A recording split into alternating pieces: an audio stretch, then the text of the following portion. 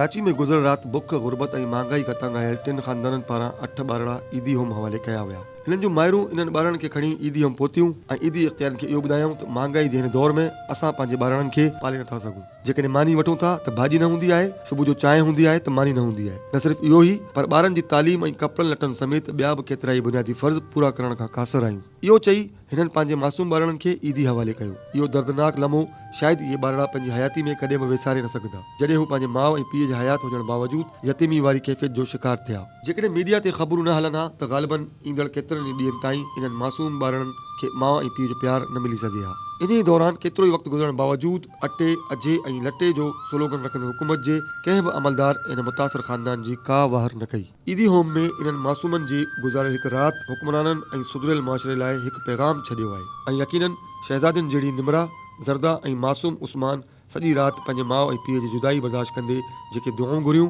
इहे क़बूल थियूं ऐं सुबुह थींदे ई इन्हनि जा माइट इन्हनि ॿारनि खे वापसि वठी विया। शायदि इन वापसी वारे सफ़र जो मंज़र ऐं इन्हनि ॿारनि जा लुड़क कंहिं वॾी तब्दीली जो इशारो हुजनि।